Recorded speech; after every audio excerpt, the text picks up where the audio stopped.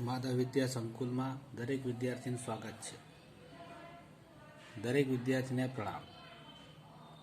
આજે આપણે શીખીએ ધોરણ 9 ગણિત ચેપ્ટર 10 વર્તુળ પ્રમેય 10.7. વર્તુળના કેન્દ્રથી સમાન અંતરે આવેલી જીવાઓની લંબાઈ સમાન હોય છે. એટલે એમ કહેવા માંગે છે કે વર્તુળનું કેન્દ્ર O છે અને જીવા AB અને જીવા CD એ કેન્દ્રથી સરખા અંતરે આવેલી છે. એટલે OMની લંબાઈ અને OLની લંબાઈ સરખી છે. તો આપણે સાબિત કરવું કે બંને જીવાઓ AB PQ અને RS પણ સરખી છે. પક્ષમાં લખવાનું O કેન્દ્રિત વર્તુળમાં જીવા PQ અને RS કેન્દ્રથી સમાન અંતરે છે. એટલે કે OL બરાબર OM લખી શકાય સાઈડમાં અને PQ બરાબર RS આપણે સાબિત કરવાનું છે. હવે આપણે સાબિતી જોઈએ.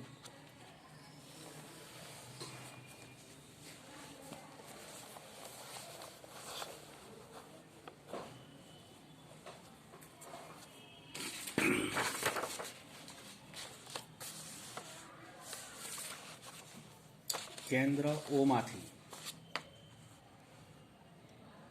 જીવા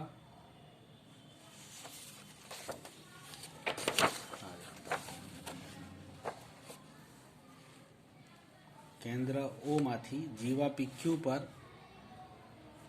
લંબ OL દોરો. આ OL અને જીવા RS પર O માંથી લંબ OM દોરો. માટે OL બરાબર OM થાય, જે આપણને પક્ષમાં આપેલું જ છે કે બંને OL અને OM સરખા છે. હવે ત્રિજ્યાઓ OP અને OR દોરો. OP અને OR બે ત્રિજ્યાઓ દોરો. હવે ત્રિકોણ OLP અને ત્રિકોણ OMR આ બંને ત્રિકોણમાં આપણે જોઈએ કે OL બરાબર OM, OL બરાબર OM પક્ષમાં આપેલું છે. આ બે સરખા છે. OP બરાબર OR એક જ વર્તુળની ત્રિજ્યા છે અને ખૂણો L બરાબર ખૂણો M આ બંને કાટખૂણા છે. માટે કાટખૂણો, કર્ણ અને બાજુ કાકબા શરત પરથી આ બંને ત્રિકોણો એકરૂપ થાય. હવે બંને ત્રિકોણો એકરૂપ થાય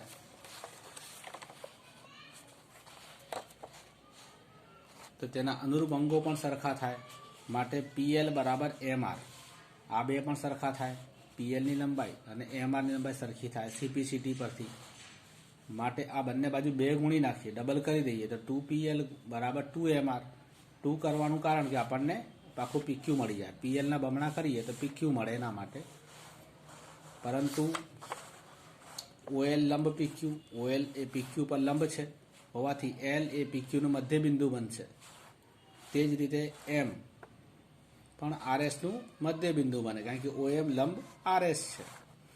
હવે 2PL નો મતલબ શું થયો? PLના ડબલ PLના 2 વડે ગુણીએ તો આપણને PQ મળે અને RMને 2 વડે ગુણીશું તો આપણને RS મળશે. આથી PQ બરાબર RS. માટે PQ અને RS પણ સરખા થાય. આગળ શીખીએ પ્રમેય 10.8 કે વર્તુળના ચાપે કેન્દ્ર આગળ આંતરેલો ખૂણો તે ચાપે વર્તુળના બાકીના ભાગ પરના કોઈ પણ બિંદુ આગળ આંતરેલા ખૂણા કરતાં બમણો હોય છે. આપણે આ પ્રમેય છે. અહીં આપણે શીખીએ પ્રમેય કેવી રીતે શીખવાનું છે કે વર્તુળનું એક ચાપ લઈએ PQ. આ રહ્યું PQ ચાપ. એક કેન્દ્ર O આગળ આંતરેલો ખૂણો POQ આંતરે છે અને વર્તુળના બાકીના ભાગ પરના બિંદુ આ ચાપ સિવાયનો બાકીનો ભાગ પરનો બિંદુ A પર ખૂણો PAQ બને છે. એમ બાકીના ભાગ પરના બિંદુ એ આગળ PAQ ખૂણો આંતરે છે. હવે સાબિત આપણે એવું કરવાનું છે કે ખૂણો POQનું માપ એ PAQના માપથી બમણો હોય છે. ધારો કે આ 30 હોય તો આ 60 થાય, આ 40 હોય તો આ 80 થાય. એ રીતનું આપણે સાબિત કરવાનું છે. હવે આની અંદર 3 આકૃતિ આવશે. એ 3 આકૃતિ આપણે બરાબર સમજી લેવાનું છે. 1, 2 અને 3 ત્રણે ત્રણ આકૃતિ માટે આપણે સમજીશું.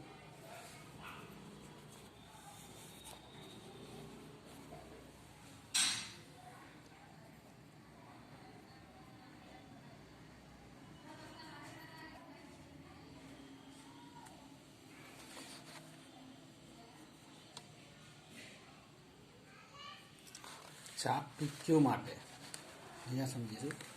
ચાપ PQ માટે આકૃતિમાં બતાવ્યા પ્રમાણે ત્રણ વિકલ્પો છે.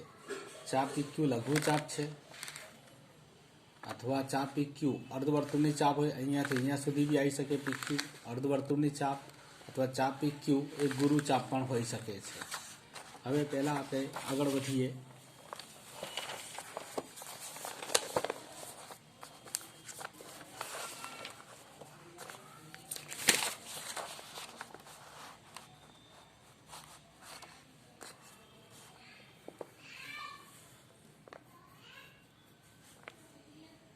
એને કેન્દ્ર O સાથે જોડી B સુધી લંબાવો.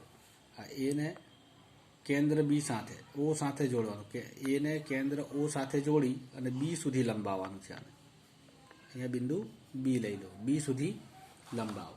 હવે દરેક વિકલ્પમાં BOQ એટલે આ ખૂણો એ ત્રિકોણ AOQ નો બહિષ્કોણ થતો હોવાથી ત્રિકોણ AOQ નો આ બહિષ્કોણ છે. આ ખૂણો આપણે બહિષ્કોણ વિશે શીખી ગયા છે. ત્રિકોણ AOQ નો આ BOQ બહિષ્કોણ થતો હોવાથી BOQ નું માપ તેના બે અંતર સમ્મુખ કોણ, એક આરે ખૂણો ને એક આ ખૂણો, આ બંનેના ખૂણાના માપના સરવાળા જેટલો થાય. એટલે ખૂણો OAQ વત્તા ખૂણો OQA ના સરવાળા જેટલો થાય. હવે ત્રિકોણ OAQમાં જોઈએ તો OA ત્રિજ્યા છે અને OQ પણ ત્રિજ્યા છે. હવે આ ત્રિકોણમાં બે બાજુ સરખી છે, તેના સામસામેના ખૂણા પણ સરખા થાય. માટે OAQ નું માપ બરાબર OQA નું માપ બંને સરખું થાય. માટે BOQ નું માપ કેટલું થશે? તો બંને ખૂણામાંથી કોઈ બી એક ખૂણો આપણે લઈ શકીએ છીએ. તો OAQના ડબલ કરી દેવાના. બંનેના સરવાળા છે, બંને ખૂણા સરખા છે, તો OAQના બમણા કરી દો તો ખૂણો BOQનું માપ મળી જાય છે અને આપણે પરિણામ 1 કહીએ છીએ. એ જ રીતે BOP નું માપ કેટલું મળશે? તો આ સાઈડ બી આપણે બનાવી શકીએ છીએ કે આ જે BOP એ ત્રિકોણ OAP નો બહિષ્કોણ હોવાથી આ બે અંતર સમ્મુખ કોણ થાય. તે જ રીતે ખૂણો BOP નું માપ એ જે આ ખૂણો મળે છે આપણને એના ડબલ જેટલું થાય, 2OAP જેટલો થાય. પરિણામ નંબર 2. હવે 1 અને 2 નો આપણે સરવાળો લઈએ તો સરવાળામાં શું થાય કે ખૂણો BOQ વત્તા ખૂણો BOP, એટલે આ બંને ખૂણાનો સરવાળો લઈએ, તેને જે જમણી સાઈડ હતા એ બંને ખૂણાનો સરવાળો લેવો પડે. તો 2OAQ વત્તા 2OAP વત્તા 2OAP નો સરવાળો થાય. હવે આમાંથી બે આપણે કોમન લઈ લઈએ તો કૌંસમાં રહી જશે OAP વત્તા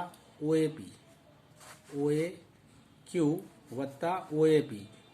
પણ આ બંને ખૂણા સરવાળો એટલે આખો ખૂણો આપણને મળી જાય PAQ. એટલે માપ ખૂણો બનશે આપણી જોડે POQ બરાબર આ બેનો સરવાળો થયો બરાબર 2APQ.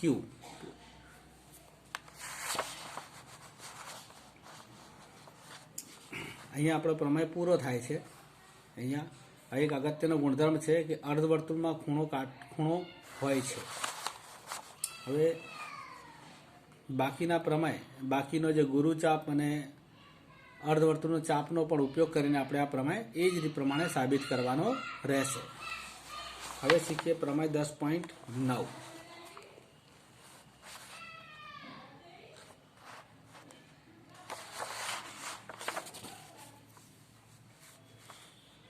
એક જ વૃત્તખંડમાં આવેલા ખૂણાઓ સમાન હોય છે. એક જ વૃત્તખંડમાં આવેલા ખૂણાઓ સમાન હોય છે. જોઈ લઈએ. ખૂણો PAQ અને ખૂણો PCQ એ ઓ કેન્દ્રિત વર્તુળના એક જ વૃત્તખંડમાં આવેલા ખૂણા છે. એટલે આ ભાગ લઘુચાપ કહેવાય. તો આટલો ભાગ રેખાખંડ બનાવીએ આપણે અહીંયાથી, તો લઘુ વૃત્તખંડ બને નીચળ ભાગ, અને ઉપરવાળો ભાગ બને ગુરુ વૃત્તખંડ. તો એક જ ખંડમાં આવેલા ખૂણા કહેવાય. અને આ બંને ખૂણા સમાન હોય છે, આપણે એમ સાબિત કરવાનું છે. તો PAQ બરાબર PCQ, બંને ખૂણા સરખા સાબિત કરવાના છે. હવે આગળ વધીએ કે સાબિતીમાં જોઈએ. PAQ અને PCQ એ ઓ કેન્દ્રિત વર્તુળના એક જ વૃત્તખંડમાં આવેલા ખૂણાઓ છે. આ પ્રમેય 10.8 મુજબ આપણે જાણીએ છીએ. આગળનું જે પ્રમેય શીખ્યા એ પરથી. માટે ખૂણો POQ બરાબર 2PAQ થાય એ આપણે આગળ શીખી ગયા છે.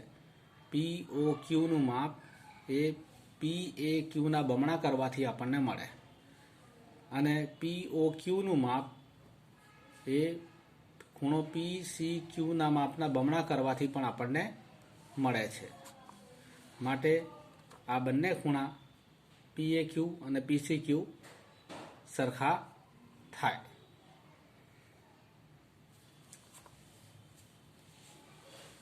હવે શીખીએ આપણે પ્રમેય 10.10.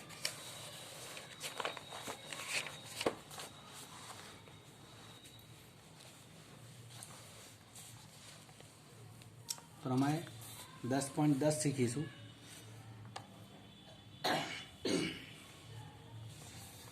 જો બે બિંદુઓને જોડતો રેખાખંડ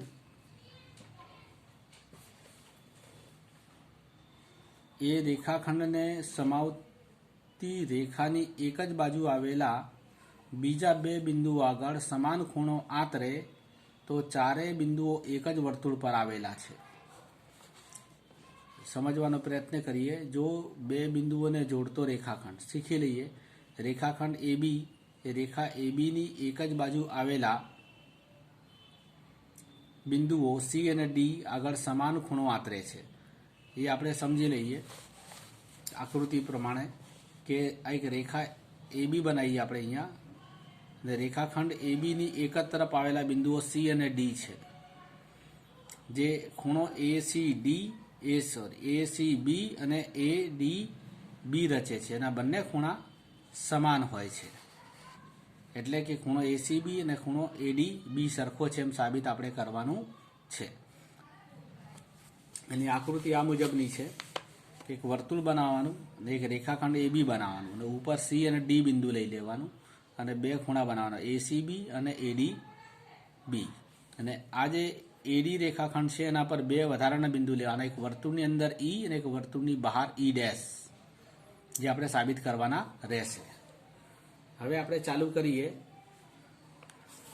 સાધ્યમાં જોઈ લઈએ કે ABCD એક જ વર્તુળ પર આવેલા છે. એટલે કે આ ચારે ચાર બિંદુઓ વૃત્તીય બિંદુઓ છે. આ વૃત્તીય બિંદુ યાદ રાખજો કોને કહેવાય. તો જે બિંદુઓ વર્તુળ પર આવેલા હોય એ બધા વૃત્તીય બિંદુ કહેવાય છે. એની સાબિતી આપણે જોઈએ. A, B અને C અસમરેખ બિંદુઓ હોવાથી ત્રણેયમાંથી પસાર થતું અનન્ય વર્તુળ મળે, જે આપણે આગળના પ્રમેયમાં શીખી ગયા છે. ધારો કે A, B અને C માંથી પસાર થતો વર્તુળ પર બિંદુ D નથી. પહેલા આપણે ધારી લેવાનું કે બિંદુ D વર્તુળ પર નથી, પણ A, B, C આવેલા છે. આથી તે વર્તુળ AD ને કોઈ એક બિંદુ E અથવા E' છેદશે. એટલે કે આપણે જે AD બનાવ્યું છે તે વર્તુળ દોરીશું, તો વર્તુળ AD ને ક્યાં છેદશે? કાં તો E અથવા E' કોઈ એક બે બિંદુમાં છેદશે. કારણ કે તે વર્તુળ પર D આપણે ધારેલો નથી. તો AD Eમાં વર્તુળ છે એ D માંથી પસાર થતો નથી, તો E માંથી અથવા E' માંથી પસાર થાય છે એમ આપણે ધારી લઈએ.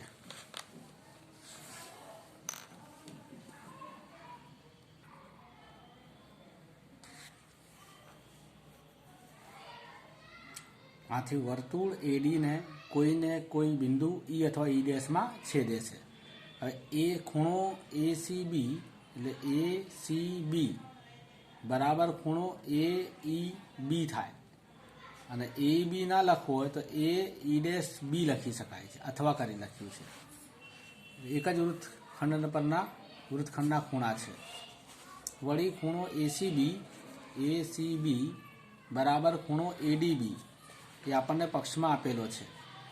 એનો મતલબ એવો થયો કે આ ACB સરખો છે તો આ બંને પણ સરખા થાય, અથવા આ બંને પણ સરખા થાય, કારણ કે ડાબા સમાન છે તો જબા સરખી થાય. આ આને બરાબર છે અથવા આ આને બરાબર થાય.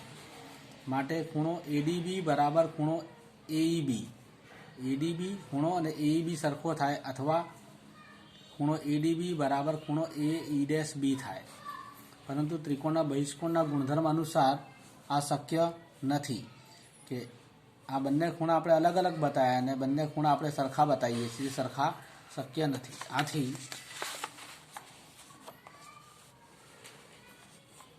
આપણી ધારણા ખોટી છે, એટલે કે D એ A અને B અને C માંથી પસાર થતા વર્તુળ પર જ છે એમ સાબિત થઈ જાય છે.